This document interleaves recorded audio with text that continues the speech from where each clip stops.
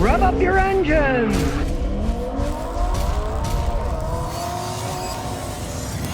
Well, there's a guy out there that bought an F-150 Lightning electric truck, and he says he's got the same kind of problems that it reminds him of his Tesla Model X that he got rid of because it was a clunker. James Claflin, a fellow YouTuber like me, went out and bought one. Then he finds out the frunk wouldn't close right. He couldn't drive it because then it would just fly right up. You know, we call it the hood, but there's no engine there, so they call it a frunk, right? It wouldn't shut. Kept warning him that it wasn't shut. So he ended up getting a bungee cord to hold it down. Now, you spend all that money on an electric F-150 Lightning, and you got to put a bungee cord on the front. So he eventually takes it into the dealer. They get the trunk closed, but it's still warning them and buzzing them the trunk is open. So they obviously didn't fix it correctly.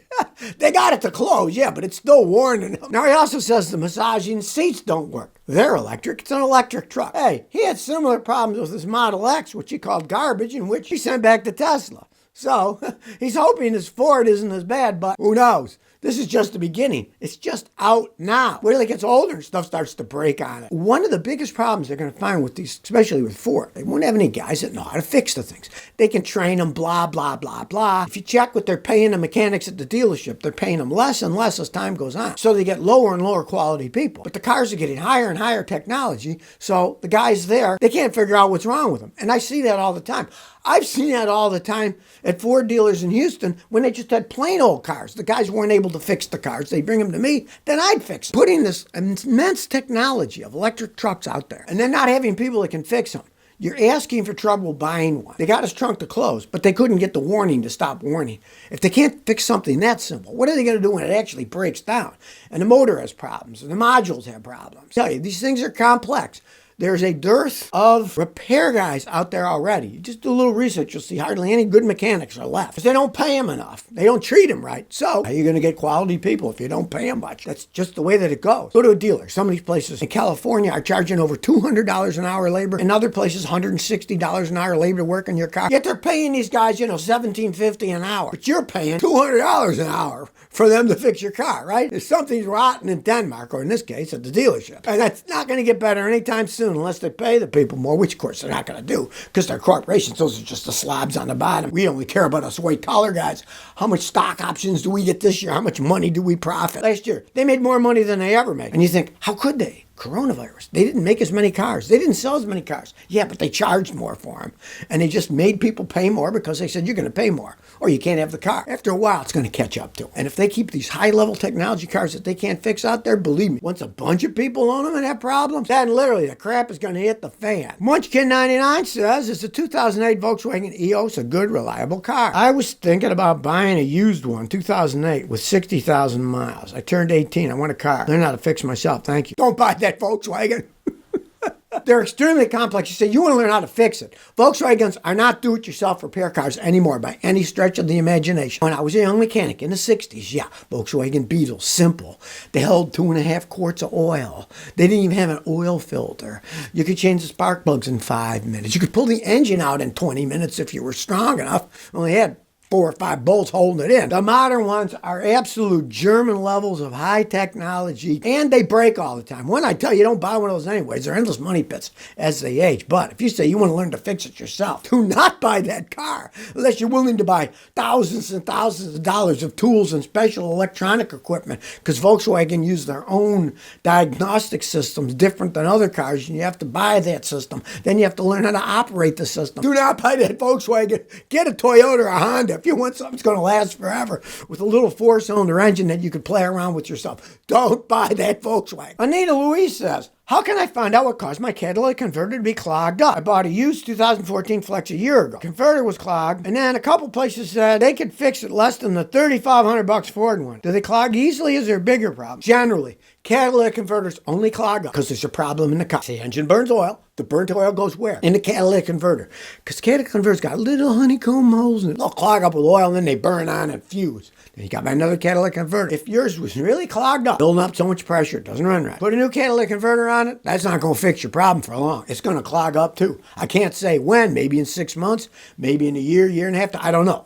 That's just educated guesswork. But indeed, it will clog up again. Something's wrong that's making the catalytic converter go bad. Catalytic converters in a well-built cars will last forever. I got 25-year-old Toyotas, 22-year-old Lexuses, still have the original kits, still work perfectly fine. They're not clogged up at all because they're well-made vehicles, the engines are made good, they burn correctly, the catalytic converters are made well, and they can theoretically last forever. It just burns on-burn hydrocarbons. It doesn't burn itself. That's what's called a catalyst. It doesn't burn the other stuff. It burns the on-burned hydrocarbons, and the catalyst itself stays pretty much inert, and it doesn't burn itself up. So they can last forever. They want $3,500 at the Ford deal. One, go to an aftermarket guy. You can get aftermarket cats a lot cheaper than that. Have the guy check the motor. If he says, yeah, you got an oil burn, it's going to keep clogging it up. And then you're either going to have to rebuild the engine or get another car. 2014 Ford Flex, I'd say get another car. I wouldn't go any further than that. You want to keep putting money into that, it'll be an endless money pit. If it's burning oil and it's clogging up the catalytic converter, there's other reasons it can clog the cat too. If it runs too rich, runs too lean.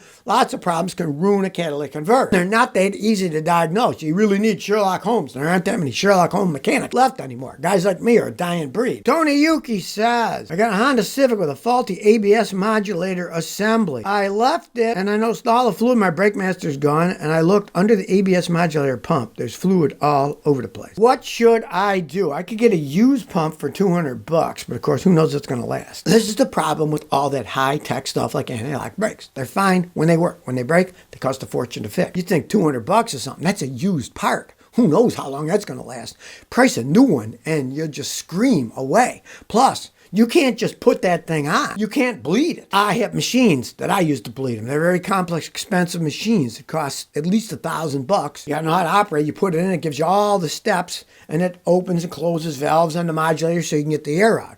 You put in even a used one. How are you going to get the air out of it? You can't do it. You have to pay a mechanic to do it. Mechanics charge $150 to $200 an hour to work on those things. Most of my cars don't have ABS on them because they're older. They have a proportioning valve and they work perfectly fine. You want to try that, just realize you're the one who's doing it. No mechanic is going to do that because the suits, if you ever got in a wreck, hey, look, somebody rigged the ABS, put this on, they'd sue you and you go to jail and you'd lose everything if you did the work on somebody else's car. If you're willing to do it yourself, it's logical. I've seen guys do it. You don't have ABS anymore, but they work perfectly fine. If you're willing to find a proportioning valve that fits on, put it, then it's easy to bleed out. You don't have all that ABS crap. You just have regular proportioning valve and none of this complex computer crap that when it breaks, costs more than a car's worth to fix. Fireball 415 says, which would be a better $3,000 investment? I'm looking at an '06 Mercedes-Benz C280 with 110,000 miles, and the other's a '99 Mercury Mountaineer V8 with 143,000. Both claim there's nothing wrong. Mechanics look at them. What do you think would be better and more reliable? Well, definitely the Mercury. It's a Ford. The V8 engine Mercedes-Benz are endless money pits. Or guys, what people say, oh, they're in great shape. 17 years old like yours is a money pit waiting for you to fall in it. Do not get near that car. The Mercury Mountaineer has a Ford V8 engine in it. Now, it does have 148,000 miles. Have the mechanic check it out, but it's a definite better chance because the things on that are a lot cheaper to repair than on a Mercedes. Sure, the things will break on the Ford, but they'll cost 5 to 10 times as much to fix on the Mercedes as they will on the Ford. Parts are cheaper. Guys know how to work on them more.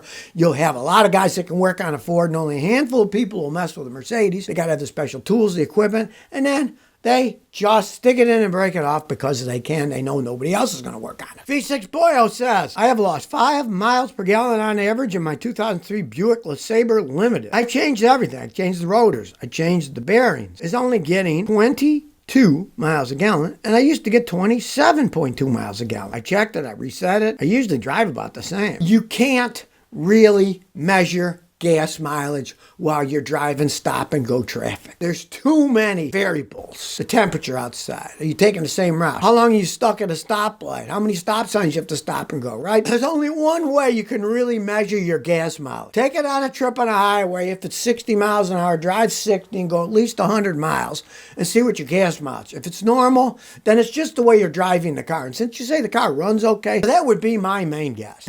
That's the problem, is that you're just driving a lot of stop and go. And that's what you're going to get is 22 miles a gallon in that thing, generally driving at stop and go. Winter's coming up. It's getting colder weather. You get worse gas mileage. But like I said, if the highway mileage is down, then you got some kind of problem. If the highway mileage is still about the same, There's nothing wrong with a car. It's just where you're driving. It's very hard to get real gas mileage figures when you're driving stop-and-go traffic unless you take the same exact trip each time. And then you can only compare it to the same exact trips. You can't say, well, I used to get 27 and now I'm getting 22. You can't say that. You can only do testing of the same exact thing. That's why you go on the highway. And I'll bet you on the highway you're going to get the same gas mileage you always did.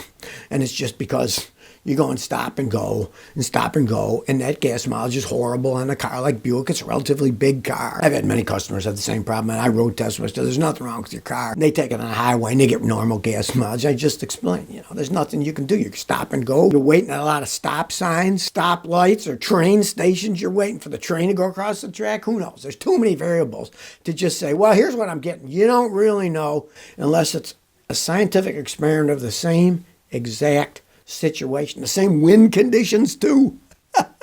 Wind blowing against you or with you, it's going to make a difference too. So if you never want to miss another one of my new car repair videos, remember to ring that bell.